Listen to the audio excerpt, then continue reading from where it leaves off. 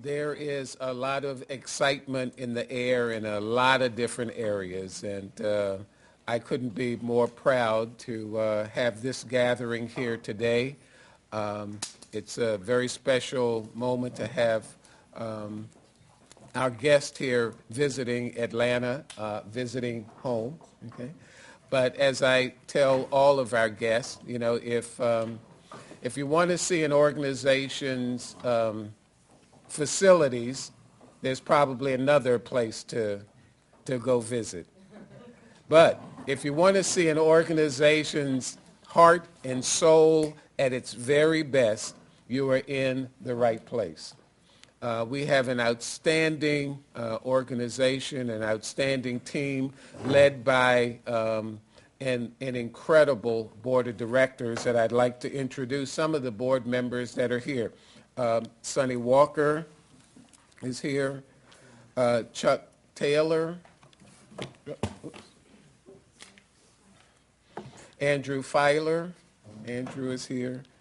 Jim Feddick.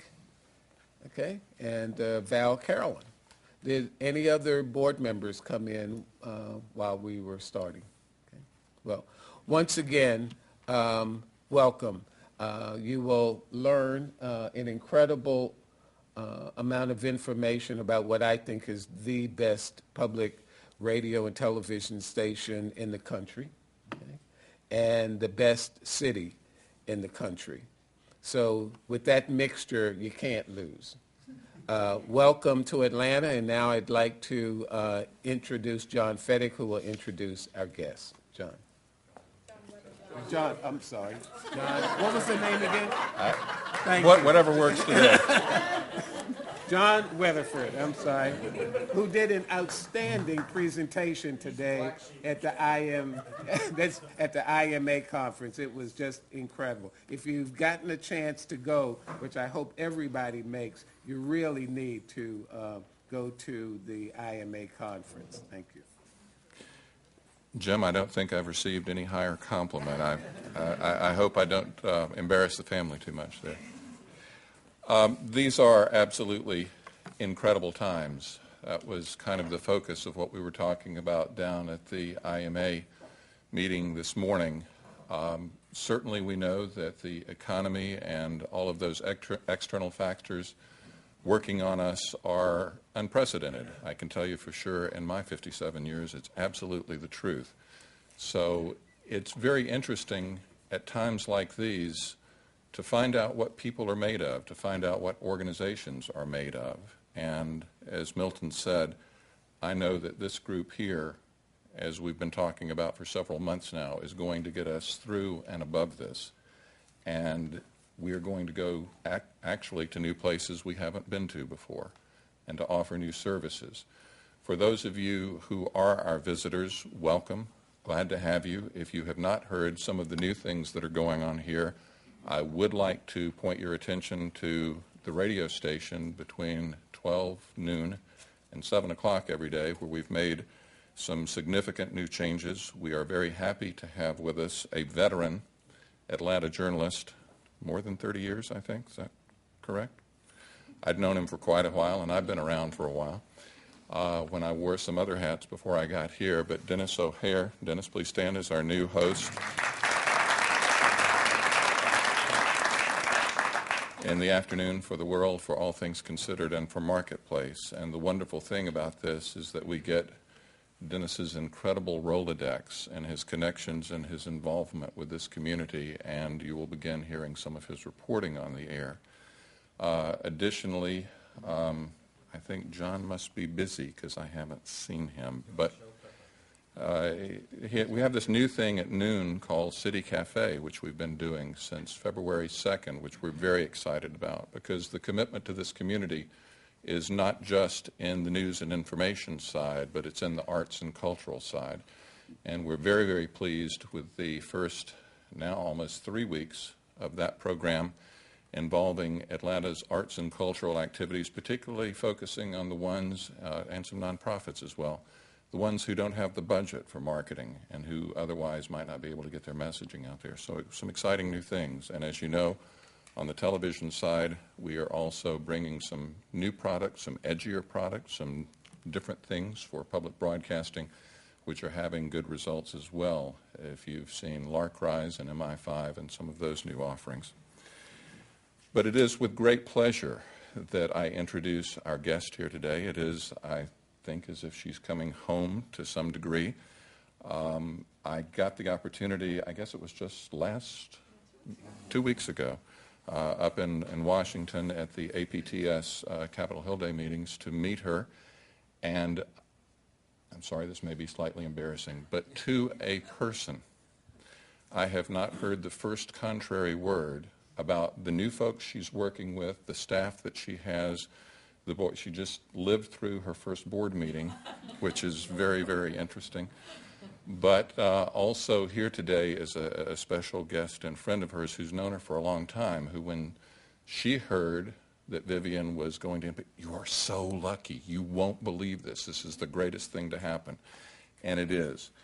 Vivian is a media executive and a journalist with more than 20 years of experience in this industry.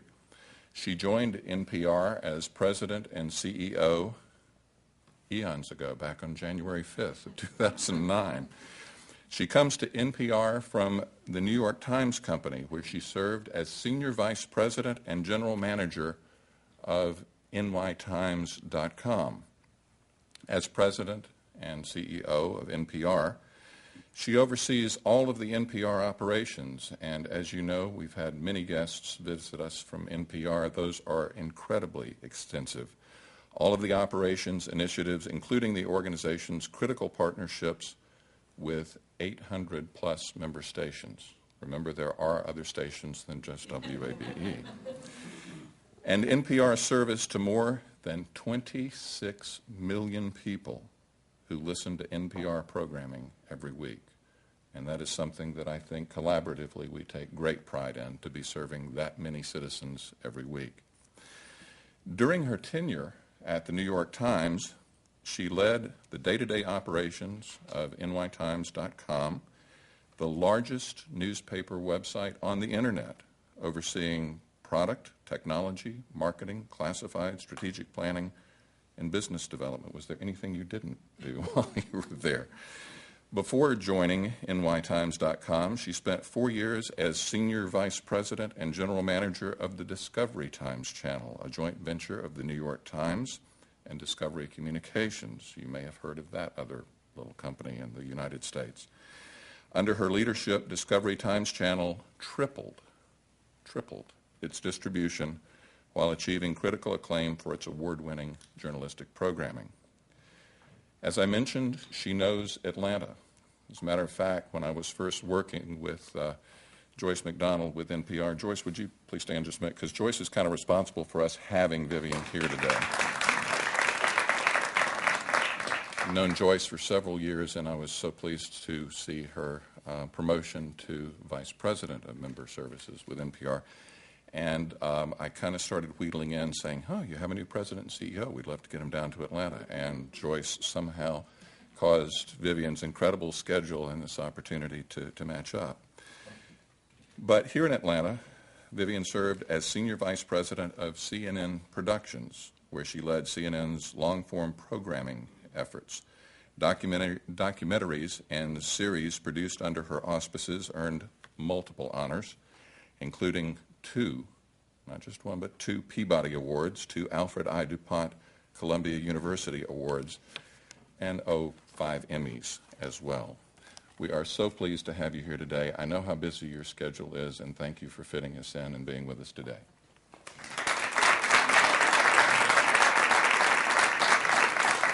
Thank you, John. And you did embarrass me, but I just want to start by telling you it is so great to be home. I love Atlanta. I lived here for 14 years, and it holds a very special place in my heart. For a number of reasons, I began my media career here in Atlanta, a couple of miles that way, or I'm a little turned around. I met and married my husband here in Atlanta. I had both my babies in Atlanta. So it holds a very, very significant place in my life. So it is just so great to be here, and unfortunately my trip here is far too short, but I will come back again and again because I have a lot of friends and relationships here, and I just want to point out Allison Fussell, speaking of friends and relationships here, who's, by the way, responsible for, with a couple of other people, for bringing a StoryCorps permanent presence here to Atlanta, which is really wonderful. But I met Allison, I think, on my second day in Atlanta when I arrived with a suitcase and nothing else and didn't know a soul, and she was a wonderful friend to me, including the person who, a couple of years after being here, said, you know, there's this guy down the hall, he's kind of cute and he's single, you might want to check him out. And we're coming up on March 28th on our 19th wedding anniversary, so I have to thank Allison for that as well. But anyway, I'm also just thrilled to be here on behalf of NPR. As John said, I've been here with NPR a whopping 6 weeks, but I can tell you that already it has been really the most exhilarating time in my life, as well as the period of the greatest 6-week period of learning that I have ever experienced, just learning everything about the system and the operations than probably I've ever had at any time in my career. But it's been fascinating to me, though, coming in from as a newcomer to public broadcasting, but a veteran of the media.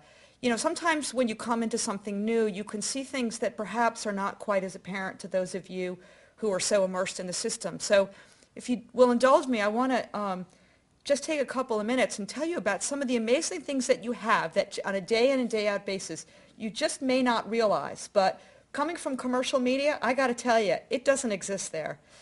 The first one, there's really sort of what has dawned on me is there are 3 incredible strengths that public broadcasting has that commercial media doesn't have.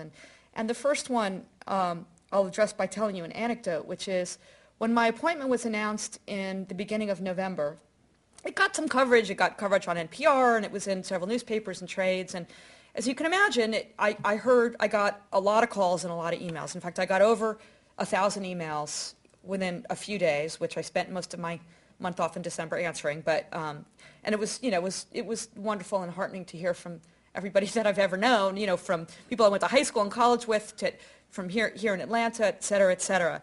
But as I began to read through the email, something really striking started to emerge, which was, you know, the first line of every email was, oh, congratulations, how wonderful for you, you know, blah, blah, blah. But then the rest of every single email was some anecdote about something about what NPR means to them. And it was about a program that someone plans their commute around, or a story that touched them, or a reporter or a host who they've got sort of unnatural attachment to, whatever it might be. I don't know. I did get a few of those, including many like, oh, I want you to meet Sylvia Poggioli. She's got such a great name, which I haven't met her yet. But the amazing thing in all of those notes was that there was this sense of attachment and ownership from each person. It was sort of like, this is mine, this is mine, this is my own intimate experience every day that I have with this station, with this programming.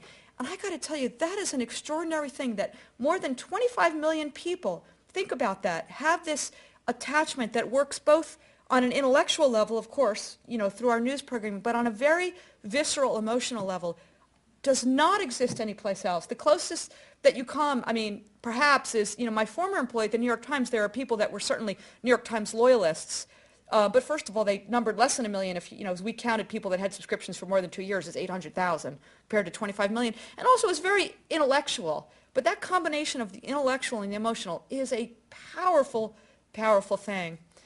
The second great strength, which I see in ample evidence in this room, is the incredible people in the system. I mean, I knew there was, having been a lifelong listener to NPR programming, including 14 years here in Atlanta, I knew that there were very talented journalists and, of course, you know, very, very dedicated people. But what really has just struck me is the level of, you know, fierce dedication and passion and toughness of everybody in the system. That this is for everybody that I've met, whether it's at NPR or among our board members or at the stations or among our trustees. This is more than a profession. This is a calling, and that is an extraordinary thing, and we number, I don't even know, what if you add everybody up together? I mean, we are an army of people who are committed, all of us together through the system, that are committed to quality programming. And the third thing I think is the most striking of all, because it does not exist. It also does not exist anywhere in media, and I consider it really sort of the secret sauce, not only of what we are today, but what we can become. And that is this unique national-local structure. And I know that it doesn't work perfectly, and we'll talk about that more in a couple of minutes. But I've got to tell you, coming from outside media, the power and the power of having a national news gathering operation that has national and international news gathering operation, of which there are in this country probably 5, including NPR. That's it. But with also roots in every single city, town, and campus in America, that combination is stunning. And I will tell you, at the New York Times, I mean, I was on the website of the operations, and, we spent many hours in strategy meetings thinking, how can we expand? How can we sort of achieve this sense of, local websites where we bring local content to bear and our national content to bear? And we couldn't do it because it would be too cost prohibitive to set up a structure in every community. So the national news organizations can't do it. Local commercial news organizations like newspapers, as you know, are in dire straits, which is just terrible. So they don't really have the strength to begin to sort of really, in terms of new platforms, begin to bolster and create this new national local dynamic. Broadcast television, including, the cable news networks, the various ones they certainly do good work, but I don't think there's the commitment on the local level, and also they have other commercial interests in terms of their programming that they need to follow. But we have it. And so my goal and my hope is to, as we enter into, or as we continue in these very, very tough economic times, to bring us closer together. And I begin to tell, certainly Joyce knows this, staff, that my commitment, and I know this hasn't always been the case with NPR, but my commitment to NPR is to serve the system. NPR, I have no interest in going alone. First of all, we can't, and why should we? Why should we not take advantage of coming together with the entire system to create this incredibly powerful media organization?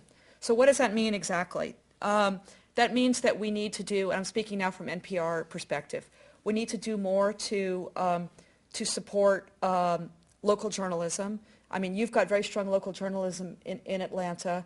Not every station does. We want to make sure that in every community, listeners, no matter where they are, have a seamless quality experience, whether it's international, national reporting from NPR or on a local level. We need to continuously improve our radio programming.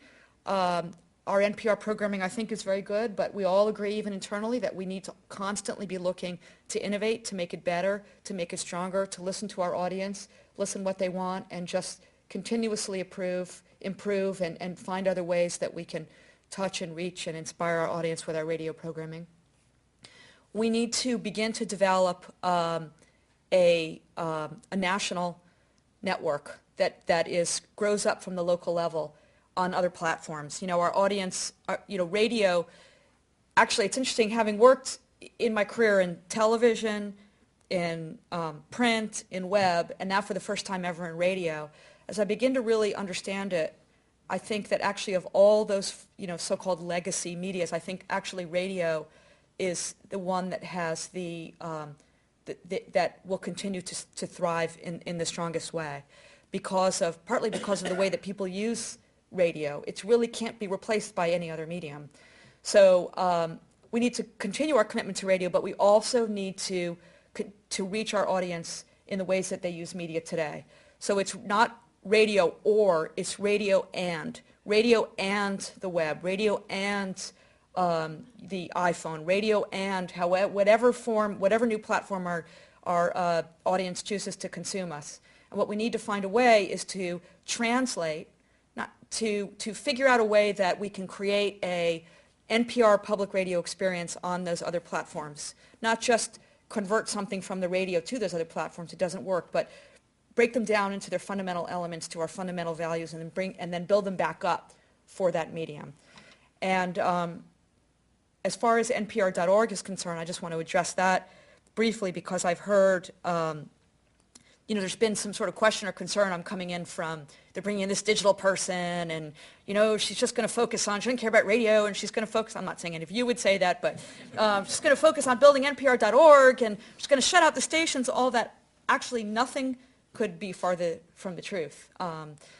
First of all, as far as NPR.org is concerned, my long-term vision for NPR.org is that it outlives its usefulness, in the sense that NPR.org and our whole digital operations becomes a hub to enable local stations to create community-based web services so that on the local level, every member of our audience can have national and international news from NPR News, of course, but that they have on the local level something that doesn't exist and is desperately needed among the audience today, which is one place to go for the international, the national, local news, local tools, local services, and the ability to bring in content from wherever else they want into one central hub, that we someday become a national network online, and that we count those audiences, all of our audiences together, and become one of the top 5 news websites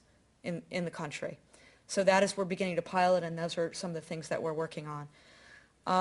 I do just want to close by saying I realize these are really, really tough times. I've just come from a board meeting where we're facing really difficult financial issues. As you know, we had to lose 2 programs that, we made the decision back in December, and those 2 programs are going off the air in March. We had to lose some of our employees. I've seen news reports from stations that have had layoffs. At our board meeting, we got reports from some of the other regional station groups who have done surveys about more layoffs, more cuts to come. We will have more cuts at NPR as well. We hope they're not going to be cutting any programs, and hopefully not losing too many of our colleagues, but we are going to have to cut more. I don't know what your financial situation is here, but if it's anything like the rest of public media, commercial media, and the world, is probably not great right now. But I will tell you that this is the time that we have to fortify our commitment to our core, to our mission, and work together so that we can combine our incredible strengths and continue to not only survive, but to thrive and to fulfill what is our public mission to the audience. So that's all I have to say in terms of a speech, but I would love to have your questions and just open up a dialogue. Oh, thank you.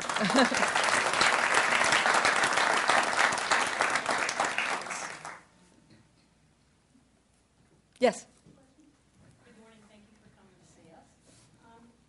It's my understanding that federal funding has been dwindling over the years and for NPR. Do you see any changes afoot for that? With the new administration, is there new thinking in terms of funding?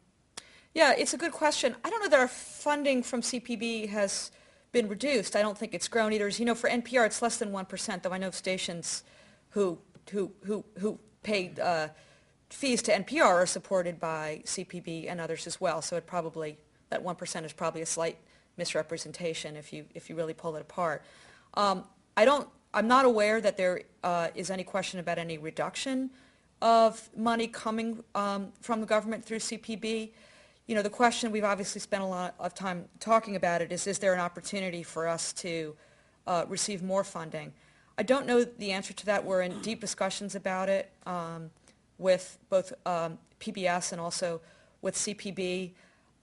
It would be great if we could get some additional funding to build out our infrastructure, particularly on the web, where we really don't have that infrastructure right now in place as a system. But I will tell you that as we look at our financial forecasts, we're not baking in any assumptions about it. I mean, we need to be able to support ourselves without it. So I don't know the answer to. I don't know whether more is forthcoming, but we're not counting on it, I guess, is the short answer. Any other questions? Yes. When you look at opportunities for NPR to help the local stations build their community and build their supporters, do you think that there are ways to use the digital media in order to funnel more donors towards the local stations? Yes. And how do you see that going? Or how do you Yes. see that working? I'm so glad you asked me that question. We did an experiment. I'm sorry, I don't know if WABE participated in it. Joyce, maybe you know, in the Best of NPR, the year end. Oh, great. Okay. Well, we did an experiment for the first time in December with, we've always had these sort of, little widgets and promotional modules on the website that says support your local station, but it's very clunky. You have to go in, you put in your zip code, it finds a station, you click on the station website, you have to navigate whatever that station website's donation is. Even the most ardent supporters is going to give up after 4 clicks when they got 12 more to go.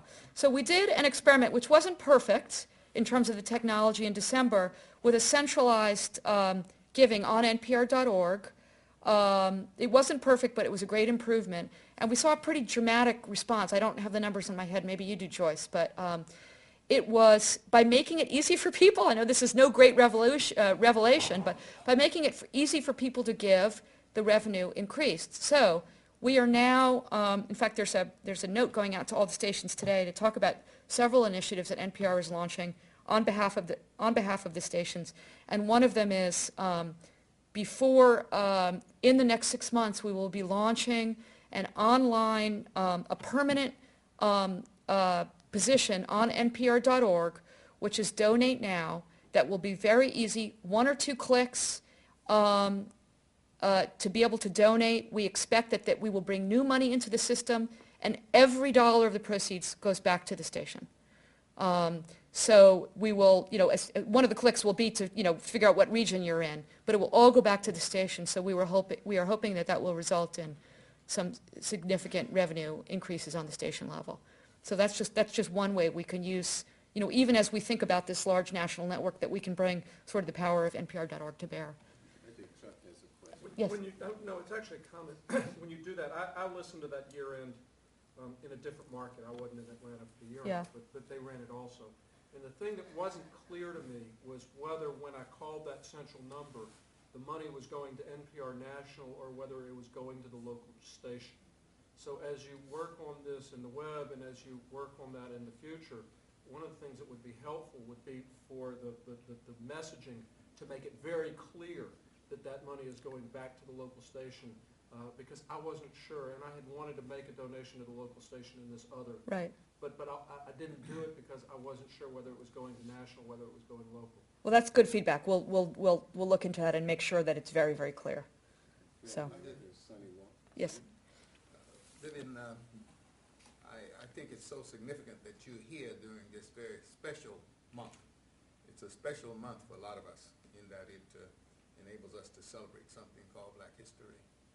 I'm wondering what your hopes are and your dreams are for enhancing diversity, both agenda and race in NPR. Diversity of agenda and race. Yes, I agree that those are both. No, not agenda, gender. Oh, gender. Yeah. Oh. Well, I would say agenda too, because I thought you were referring to sort of, the political spectrum, which I think is also, which is a different kind of diversity, but that's not your question. To see a lovely lady at Oh, okay.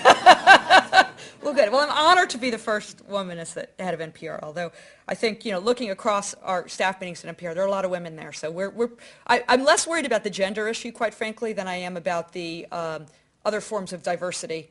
We're not doing a good enough job, I will tell you that. Not for lack of wanting to, but we're not. And a great focus for me as I, dig deeper into understanding and begin to, do more things within NPR is both diversity amongst the ranks of people that work at NPR and also diverse representation on our air. I'm not convinced that the answer is, I know this is subject to debate, I'm not convinced that the answer is to create specific programs that address diversity issues.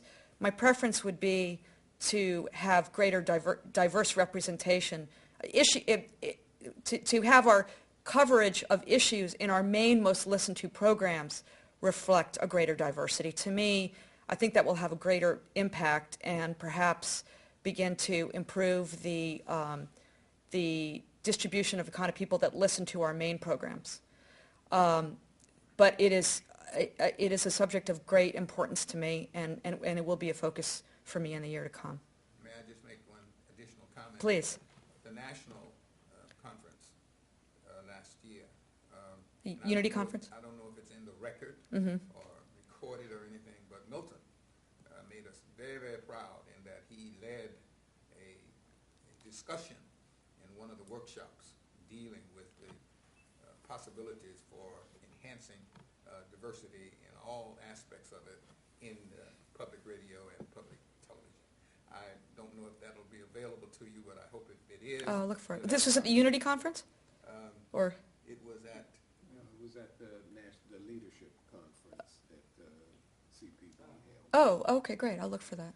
That's wonderful. But, and thank you, Sonny, but one of the amazing things as you look at diversity, for the first time, we now have women, which is absolutely terrific, heading all three of our organizations, CPB, PBS, and NPR.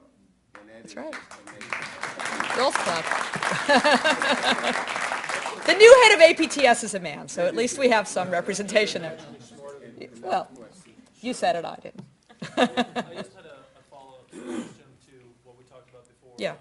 Driving membership to the stations. And as Diane and I work in the digital media strategists and for larger corporations, one of the things that is hard for me to look at is when you go to different programming on the web, you find that there are opportunities to donate towards a specific station that holds that programming. So for instance, if I go to Marketplace and I use the Marketplace player, it says donate to Marketplace. Now understand that there's several of our friends like to do this. They feel they listen to Marketplace, so they want to donate to Marketplace. I get that. But the one thing that is lacking out of this experience, in my humble opinion, is the fact that that information about who donates and where they're from is never funneled back to the radio stations that could potentially use this as a seducible moment to convert them into members. So there is no distribution of Right. information to help those stations make something out of those contributions. Right. I think you're right. We don't do that, what you're talking about. We don't do that on any NPR programming. I'm not sure that you're aware of that. Obviously, Marketplace is an APM program. We do not have anything on our website or on our air for any NPR programming. Joyce, correct me if I'm wrong, right? I'm not wrong. For any NPR programming that says contribute to this program, I don't really think that we necessarily should. If we did, we would certainly share the information, but I think your point is well taken. Unfortunately, I have absolutely no control over what the other networks do. But I think that's a really good point. So. Comment and a question, if I could. Comment, I think it's great you picked up on the power of radio and the strength of the one-on-one communication and relationship it has with individuals. It really is incredible. It's great you picked up on that fast. Where It do hit you me see- between the eyes. Well, it really is amazing. A lot of folks don't get that. Okay. It really is. There's a lot to that. You've been there all 6 weeks, but in your run-up to that, where do you see, what kind of organization will NPR be in your hopes and dreams in 3 years and 5 years? How will it change? Well, I think that in some ways we want to continue, preserve our core, and then we want to build on that core. I mean, if I look sort of, having been here for 6 weeks, I wish I could tell you, specific roadmap. In 6 months we're going to do this, and 1 year we're going to do this. I'm not there yet, but I can leap to the end. I know where we're going, or I know where I want us to go. I mean, if I sort of fast forward to, 2014, if we're sitting in 2014, I would like to be looking back and say that we continuously strengthened our journalism, that we maintained our level of, possibly have grown our level of international and national news gathering, and we have worked with stations to make, across the board, local news gathering very strong. Further on news that we will have picked up where, unfortunately, I think 5 years from now we'll be looking back, we'll be, newspapers that no longer exist or don't exist with the means that they have now, that we will have picked up the mantle from local newspapers in investigative journalism. I fear deeply for this country the dying of newspaper, because they really are the strongest, with the exception of a few television assets and a little bit we do in NPR, in holding public institutions accountable. I think that's just an important part of our democracy, and so I don't know who else is going to be able to do this. We need to pick it up as a service. So that's on the journalism side. I think on our programming, we need to, I think, for instance, Morning Edition and All Things Considered are very strong programs, but we have to never rest on our laurels and continuously improve them and innovate. I think innovation, we need to be much more nimble, and we need to experiment more with different, to pilot new concepts and programs within the news magazines instead of taking a year to develop a new show that may or may not succeed. I think Planet Money is a perfect example of the way we should work. It just happened. It was great. It's a success. We're building on it. Sometimes you may pilot some things. They don't work. You kill them. Okay, you move on. I would like to see this network exist, this digital network exist, where we become, what I was talking about before, this incredible powerhouse of an online network where that people come to through the local level, but we count everybody together, and we are one of the strongest online news organizations. And frankly, we can, on the revenue side, we can use the power of that total audience to bring more money into the tent in the form of sponsorship. That whatever mistrust there is between NPR and the system, hopefully will have dissipated through evidence by actions that we've taken, at least on the NPR side, and that we can work together to find ways to bring more money into the system. I firmly believe that NPR working together with the local stations on the local level can reach, I know you guys do a very good job in bringing in gifts and major gifts, but I think working together we can bring more money into the system as a whole. We need it. And that, as far as the NPR staff, that we'll have the infrastructure in place, and that the entire staff of NPR feels responsible, not just for NPR, for the system as a whole. Right now there's a little bit of, we have a station relations group. They deal with the stations, everybody else does their own thing. That's changing effective immediately. That's a little bit of an overstatement, I should say. But to the extent there are any holdouts with that way of thinking, we're going to change them. So sorry for my long-winded answer, but yes. How do you see NPR pulling in its next generation of listeners now that the Bryant Project Yeah. data is ending soon? Do you think that new radio programs is sort of a failed model for doing that? And do you see the web as sort of the way to do that? Yeah, we pretty much just answered the question the way that I would answer it. Again, reasonable people can disagree on this. My point of view is that creating a program for young people is not the way to go. At every place I've ever worked, including at CNN, where we've tried to create programs that were specifically, here we are, and we're creating this program designed for younger audiences, it's not authentic. And it's impossible to make it authentic. I would rather not waste our time and energy on creating youth radio programs out of NPR. I don't think we're the best equipped to do it. I just don't. But I think what we can do is continue to work on, the thing about NPR programs and a lot of the programs through public radio is storytelling crosses all generations. And StoryCorps is a perfect example of that. And I think by continuing to adhere to the sense of story that we're so good at in news is one thing, and that, I don't think our average age is ever going to be 28 years old. I think that's fine, but as long as we're not aging and people are sort of, from a radio point of view, aging into it, and maybe we bring the demographic down a little bit through our programming, I think that's great. But the real key is to reach people in the way they use media today. And the fact is, while, as we've said several times in this session this morning, I think radio will be, because of the way people use radio, it'll be around for long after we're all gone.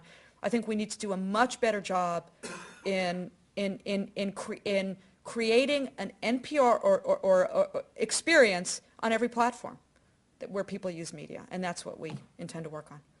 Yes? I wanted to actually comment on that.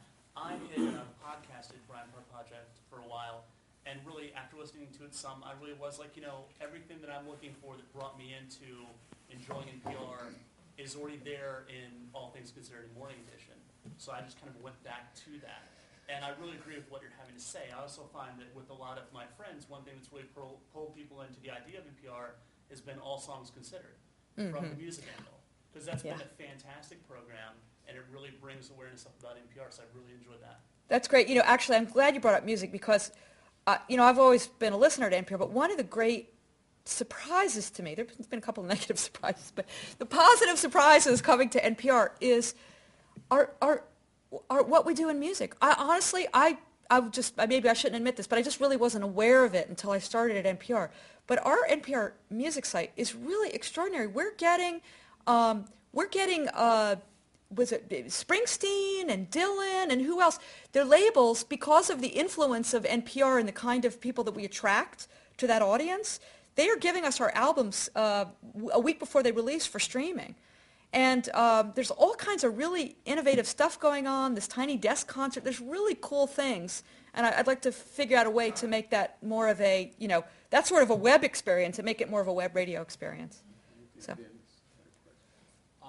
The idea of integrating various things into the web, particularly on the local level, how quickly do you see, or do you see, a heavy input of video into it?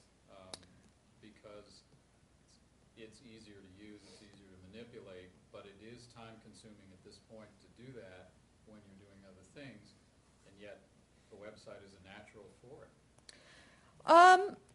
In my view, yes and no. I am actually, I really studied this very carefully during my 2.5 years at nytimes.com, and it was a source of great discussion. And I will tell you that, if you forgive me, I'm going to answer the question by talking a little bit about my experiences at the New York Times because I think it's relevant.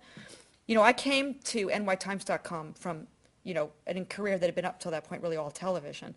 So I came in great guns about video and in about creating original video. And I will tell you that during the course of my tenure, I moved 180 degrees.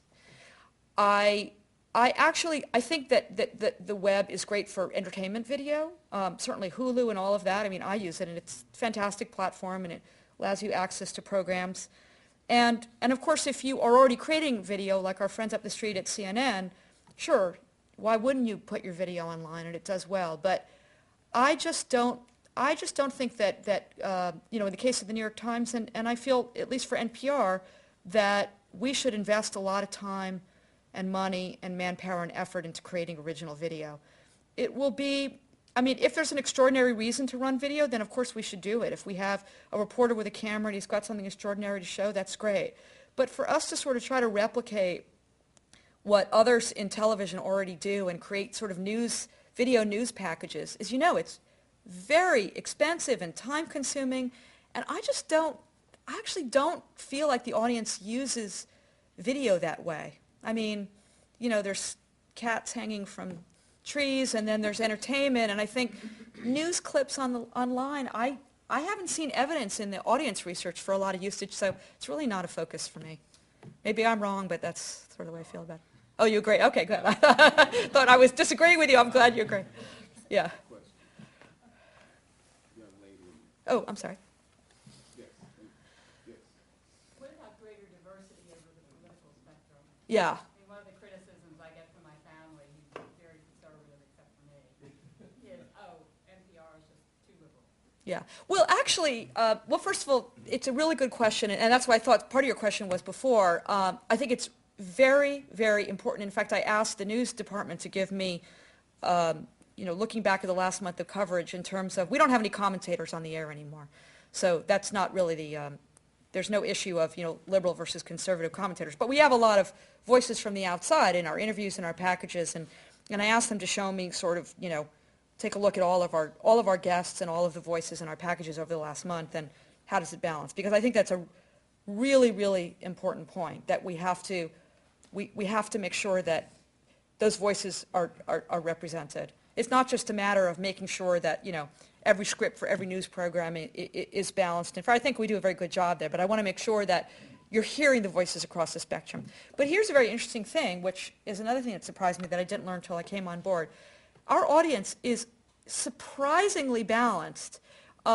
I'm going to get the statistics wrong, but we did the last survey, the last few surveys, and Joyce will correct me if I get this wrong, but I think it pretty much, if you took, we asked people to self-identify their political leanings, and it was split down the middle between people who either consider themselves, right or right of center versus left and left of center. So, I think that balance across the audience, speaks that we're doing something right. I also saw a recent survey, I think this was the PBS survey, what it talked about, right? It had PBS, CNN, MSNBC, NPR, and a couple of others, and we actually were, how liberal do you consider these? I mean, news organizations are, you're always going to be considered liberal. I'm sorry, but, there's a lot of, I'm used to having been at CNN and New York Times, I've heard it a lot. But actually NPR was the farthest down on the list, the bottom of the list in terms of percentage of people saying, do you consider this news organization liberal? So that doesn't mean that we're done. As I said, I'm looking at this constantly, but it's a very important issue. But I think we're doing pretty well, I think. Fox obviously wasn't on that list. Yeah, if they were, they would have been, yeah.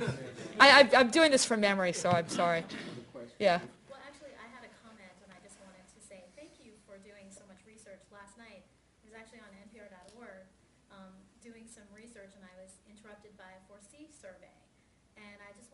Ask you how many more of these types of surveys and research. Will we ever leave you alone? Is that what you're asking? No, I'm actually in complete support of this. I think it's a great thing to do, and 4C is a great company to work with. I've worked with them myself.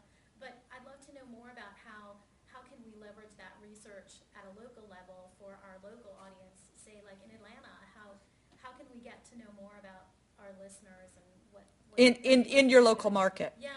No, that's a good question. I don't have an easy answer for you. I want to talk to our research people. I'm just not completely versed in it yet. But I'm a big believer. I just was at a staff meeting with the research department at NPR, and they were very happy because I said, I am a huge believer in audience research. I think we don't do enough of it, even on the national level. And we don't do enough of it. But more importantly, it's not, the culture at NPR is not audience research focused enough for my taste. So, I want people to, we don't want to go all the way and become, we don't have this kind of detailed level. We don't want to be the, broadcast, news who are looking at every split second and saying, we've got to put the graphic here because we lose audience to the, that's insanity. But we need to understand our audience better and how we can leverage what we have at NPR to help you understand your local audience better is a really good question. I'll have to get back to you on that, though. We should do it. Yeah, just on the comment of being considered too liberal, I just wondered what your views were on, there's been talk on the internet focusing specifically on Juan Williams. Yeah. I'd like to hear your comments on that. Right. It's a really tricky one, which came a little too early in my tenure. I wish I'd just been here a little longer before this one hit. I don't think we have the perfect solution to this. Let me just say that. Oh, Juan Williams. Okay, so Juan Williams he's not on the staff. He's a contributor to NPR. Frankly, there are some that make a bigger deal about that distinction than I do. He's on NPR's air, so whether he's on the payroll or he's a contributor actually doesn't really matter to me. And he does a very good job as a reporter and not a commentator, but as a contributor to NPR. His insights, my personal opinion, I think he's excellent. His insights are excellent, his stories are excellent, and I think he adds value to NPR's air in many, many ways. He is also a contributor to Fox News. He is a frequent guest on O'Reilly and on Fox's weekend programming. What's happened, and then there was one particular incident on O'Reilly a few weeks ago where he made a comment. He was talking about Michelle, yeah, sorry. yeah, thank you. Yeah, thank you. Sometimes your brain just clicks off for a second. And does anybody remember the exact line? He called her Stokely Carmichael in a dress, I think is what it was, which is, a fairly provocative statement. What's that? It was in a designer dress. In a designer dress, yeah, even more so. So that's a pretty provocative comment. It's not something that we would have wanted him to say on NPR air. He didn't say it on NPR air. But then the question becomes, well, he's an NPR contributor. he's still an NPR contributor, even if he's saying it on Fox's air. How should we feel about that? What should our relationship be with him? That's sort of what the question and the controversy is about. See why it should make any difference at all? Well, that's one point of view. There are other points of view. Some members of the audience have a different point of view. I see no reason why a comment like that in a forum like that should have any bearing on him continuing to appear on NPR, and in fact he will continue to be a contributor to NPR. You know, what we've done is we've asked Fox News to take the NPR, his NPR, you know, they fonted him NPR off. I haven't decided whether that's the right decision. I'm being completely transparent. I'm not sure that really is a solution. Just to not announce that he's an NPR contributor doesn't necessarily resolve things one way or the other. But that's where we stand. So that means anybody who writes anything in a book that somebody doesn't like somewhere can't be on NPR News. But that's if you were to do that, yes, you're right, and we're not doing that. We're not. There's no reason to take him over. He's a wonderful contributor to NPR. Yeah. So that's. I don't know if it's an imperfect answer, but I'm sort of revealing to you my ambivalence. Any other questions? I have a small comment. Yeah. When you talked about the political diversity on NPR, I've gotten this question a lot of times from friends of ours also about whether NPR is conservative or liberal or what the standings are. Maybe you could publish those statistics on the web so we could refer our friends to. Oh, that's a good idea. Yeah. That's interesting. You know, we do something similar to that around the conflicts in the Middle East. We have a special section on npr.org that is where every story is published, you know, including, you know, links to be able to listen to the story, because as I would imagine, like every news organization, we get a lot of complaints from both sides. People hear one story, but they don't have the context of what we've done across all of our coverage. So, but that's an interesting idea. We're not National Palestinian Radio? Oh, I know, yeah. Yeah. There are some that think we are. Our friends at camera believe that is true. One more question in the back. Yes. It's really a comment. I think the liberal comes from shows like Yes, Yes, Don't Tell Me. Oh, yeah.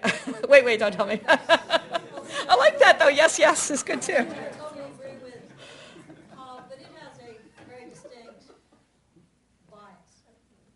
In the guests, you mean? That's interesting. I hadn't really thought about that. Because I am totally happy, awash in happiness listening to it, but it does tend, certainly in the last year, have a very distinct political point of view. And I totally accept that, but if I totally accept that on Saturday mornings, I should accept Juan Williams having a pretty strong point of view that I don't agree with, but to the point of balance, I think we accept that. So I think that's very... Right. No, it's an interesting. I hadn't really thought about that. I think that's very interesting. It is a game show, but nonetheless. It's on NPR. I think. And you listen to it knowing that that's... Right. I don't think we should hold all of our, you know, cultural programs to journalistic standards if they're not news programs. On the other hand, it is a show that deals with the news, and I'll pay more attention to that, quite honestly. I mean, thanks for raising my consciousness about that, because I hadn't really thought about it, but it's an interesting point. Because I think when people think of NPR, it's the whole package. Right. Political Right. reporting or cultural reporting. Right. Show. It's just that the voices tend to be the voices that I adore to hear, and I'm not made uncomfortable with, and I think that Right. it's just something Right. to think about it out in radio land. Yeah. That people don't make the distinction. Right. No, I think you're right. Yeah. I have one more quick question. I have friends in Washington that are on the commercial side, and a lot of the networks are reducing their international correspondence and starting to pool them. And I know that NPR has a very large international correspondence pool, so I was just wondering if you had some thoughts on our ability to be able to maintain the pool that we have of correspondence, or do you see any reduction? Well, like I said, we are going to be looking for cuts, but I am, you start with what are the things that are core, that you must have, and certainly our national and international news coverage is as core as it comes.